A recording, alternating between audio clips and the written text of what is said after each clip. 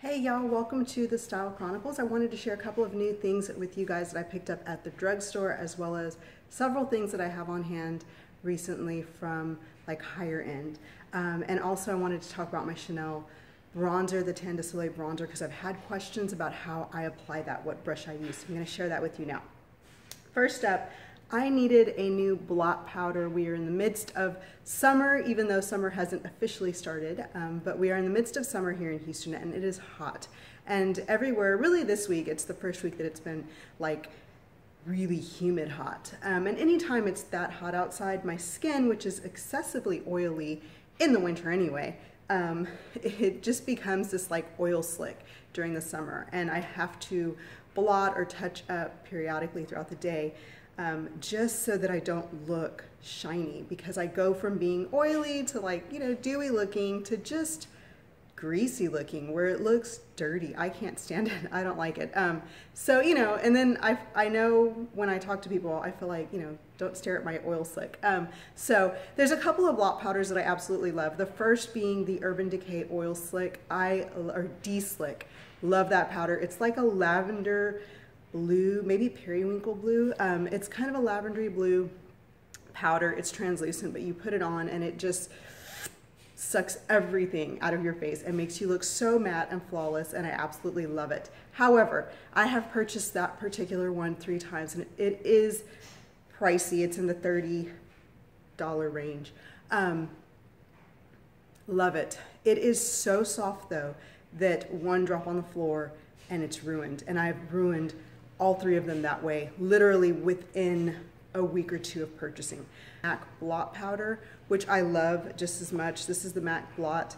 This is the shade medium, because even though doesn't have color coverage, it does change the tone of your foundation. And so I went to buying that, and of course the same thing happened in regards to this one. This one's about $19.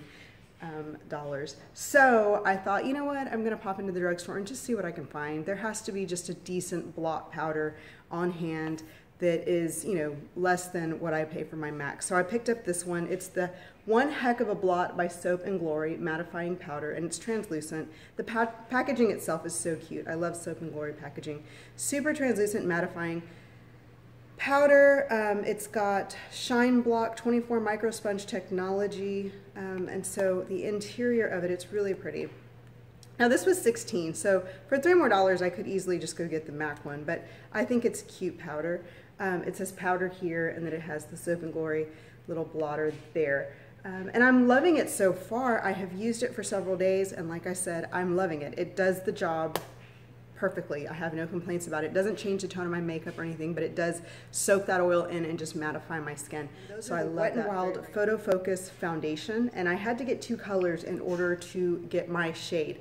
But this is the Nude Ivory, which is light neutral, and the light medium Buff Bisque. So the 2 colors together, you can see the difference in comparison to my Studio Fix, and this is my color that I wear day in and day out all the time. It's a little bit more kind of on the yellow side than these 2 are. This is very, very fair. This is kind of that light medium of the road. Mixed together, it gives me this color, which is not spot on, and that's always been my problem with drugstore foundations. I don't really care for that, but for the price, I think it's one of the best drugstore foundations that there are. I like it even more than the Revlon Color Stay, and I love Revlon Color Stay. I can't get my color in that though, the match. It has this kind of an applicator, which I don't know what this is. This just feels wrong when you put it on your face. Like, I dotted it on and it's just plastic, and it just feels so unluxurious. It just does not feel good. It feels cheap when you're applying it like that. But with that being said, it is a great foundation, truly a great foundation. It wears very, very well over the skin throughout the day. So I like it. I do have to mix the 2 in order to get Next up from the drugstore, the Milani Prime Shield Face Primer, Matte and Pore Minimizing Oil-Free Primer. My pores are always like popping through, and that's part of being shiny as well, which is why I like to mattify during the day, because I feel like it just calls so much more attention to my pores. And I have large pores on the surface of my nose, as well as right in here on the inside of my cheeks. And then aside from that, I also like a primer because I feel like it makes your foundation stick to your skin so much more. And I like high coverage right in here where I have a lot of freckles and over here where I have a dark spot. This I have not used enough to tell you whether or not I even like it. I love the Benefit Primed and Poreless primer. However, for the expense, I feel like I go through it so fast because I use it, you know, to fill those pores in on a daily basis. So I just feel like I'm constantly purchasing that. Whereas this for, I think it was like $6.99. If it fares well, you know, then great. If not, there are several other drugstore ones that I wanted.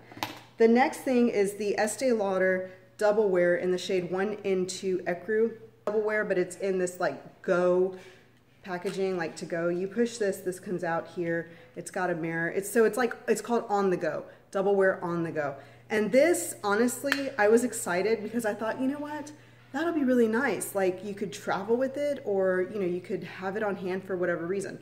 Then I got it and I thought, okay, first of all, once I'm done putting on my foundation and all my face powders and contouring and highlighting and blush, do you really want to touch up with just a foundation?